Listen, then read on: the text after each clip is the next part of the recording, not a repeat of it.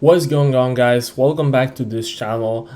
Today I'll be showing you how to create profitable and very engaging sponsor brand video ads. All right, so if you've been around on Amazon, you know that there are special ads, right, that appear right on the search page, but there's only so many ads that can show up on the search page at one time, right? So if I go and look up these like search results, let's say I'm searching for like protein bar, right?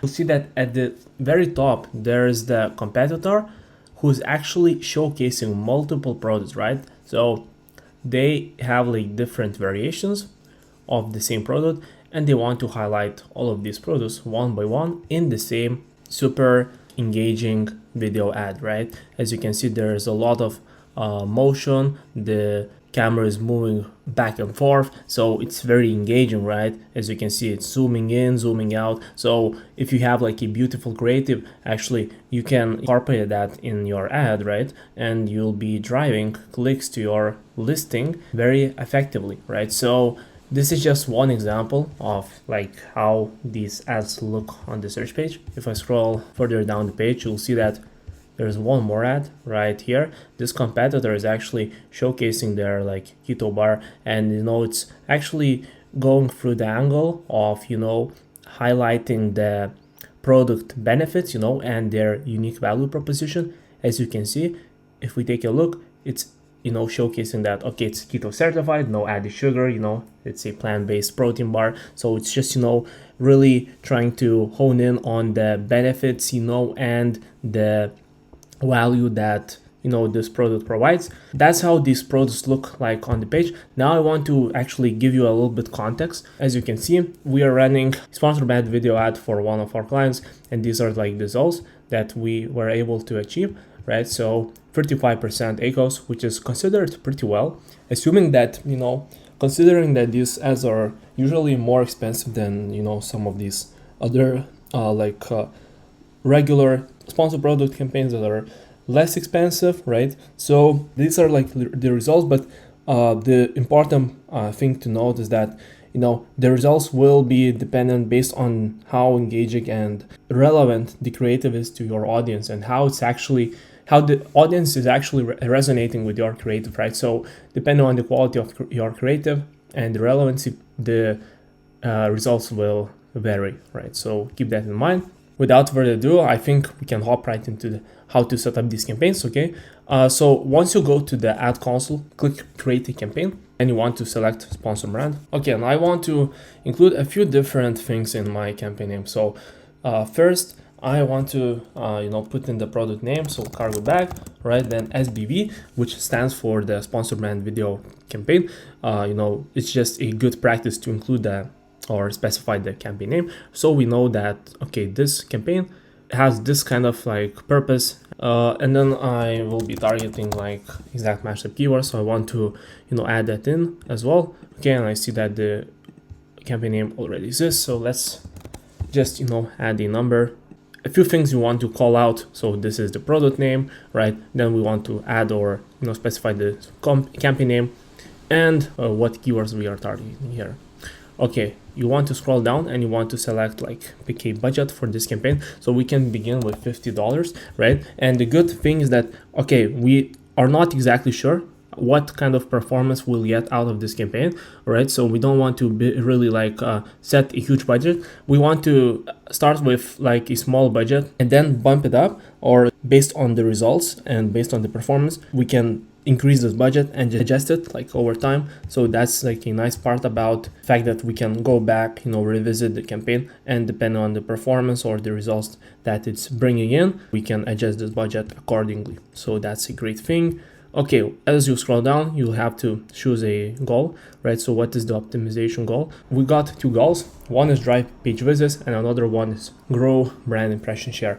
So in this case, I'm just gonna go for the drive page visits as our goal, because it's going to be more accurate in terms of like performance reporting, because you are charged based on a cost per click model. So you are able to gauge and measure the performance accurately, because you can see like, okay, I spent this much money to get this amount of clicks, and then like out of these clicks, you know, you can see like, okay, maybe I was able to generate 5 sales out of like 50 clicks, you know, or something like that. With this like other goal, which is impression share, it's more suitable if you want to raise brand awareness for a new product, and you are not like necessarily looking to grow your revenue or, you know, increase sales.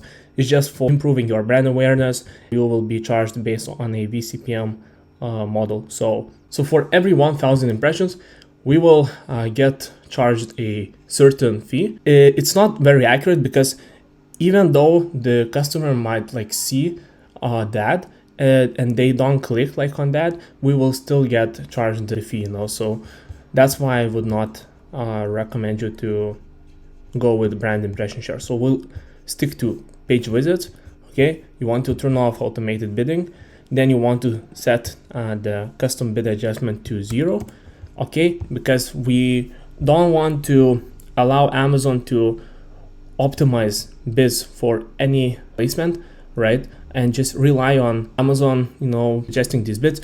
Basically, we don't have the data to support our like decision. So first things first, we want to set this to 0%. And as we collect the data, we can then look up the performance, see which placement is performing the best, and based on the data, we can apply certain bid modifier if we see that the performance is better for a particular placement. For that group name, I would just, you know, go above, go up here, copy the campaign name and paste it in the ad group name. We can keep the same name across our campaign and ad group. Okay, for the ad format, you want to select video. Okay, then scroll down, you'll see that you can add the product. So you can only add like one product, keep that in mind. So you scroll down, then you will need to untick this cost per click option, because basically you are letting the algorithm, you know, to adjust bids and find a sweet spot so you can achieve this objective. The issue with that is that you are not able to control or adjust bids at a keyword level. You are just giving this control to Amazon for you to adjust these bids, right? And you might not even achieve this objective if you set like a very small cost per click. So I would just opt out of this, because it's not going to give you this like granular level of control. Okay, let's select keyword targeting, then scroll down, click on enter list, and you want to only enter one match type keyword. So the way you can find keywords to target in this campaign is by going to this suggested tab, and you'll see that Amazon is giving you a list that you can choose from, right? So you can like add some of these keywords, right? If you see that they are relevant to your product listing, but you know, it's going to depend on how well you built the listing, you know, and the accuracy of the listing copy. Based on that, Amazon is going to recommend you these keywords to target. So we can pick from some of them and start adding. So I'll add a few like different ones. Okay, and here you'll see that, okay, this is already included. So remove this, keywords related to your brand and keywords related to your landing pages, because sometimes the targeting might be too loose, right? The best thing, you know, the best actually, and the most important, I think, aspect of achieving good results with these campaigns is, you know, picking the right targeting. So you want to really drill down and be very careful with what keywords you are targeting here. But once you select the targeting, you want to scroll down. Okay, here's the interesting part. So if you want to actually test different creatives and, you know, add multiple creatives to compare the performance, right, and find a best performing one, you can select a name to call out a particular like creative, right? So in this case, I'll just, you know, set a name, video 1, so I know that, okay, this creative, this particular creative assigned this name. Or you can actually, if you have like a specific thing that you want to really point out about this campaign, you can like put this in the name, right? So you know what this creative is all around. Okay, but once we select the name, so let me type in video 1, we'll have to add the video. So It says pick an engaging video that showcases your product in action with sound. Video will autoplay on mute. Okay, so we want to add the video that is actually engaging, right? And Amazon is even like, outlining this to you, but basically we need to add the video. You can choose from creative assets. So as you can see, I'm just gonna pick this one, and that's how you add the video. Or you can, upload this from your computer. So you got that option as well. Okay, but let's go back. And that's it, guys. Once you launch the campaign, let's submit this for review. And I'm just gonna show you and illustrate how you need to add multiple creatives. If you want to A/B test and, try to come up with the best one, like that is going to deliver the best results. Okay, once you can create the campaign, you'll see that you can click on this, create another ad. Click that. Okay, and now you just need to type in, choose a different name for another creative. Okay, you add the product, so it's already added here. Okay, scroll down, and as you can see, you can now select to add a different, another creative, which might have a few different things. Like you might be testing your creatives based on the first 3 seconds, which is called a hook or a scroll stopper.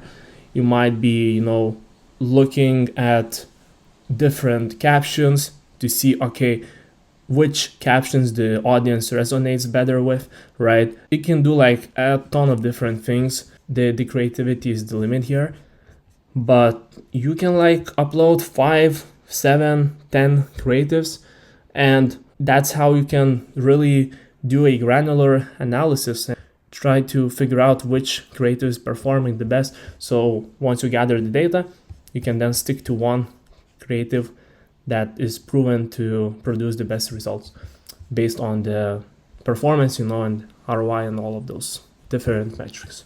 So if you guys enjoyed this video, please don't forget to subscribe to this channel and click a thumbs up, and I'll catch you in the next video. Peace.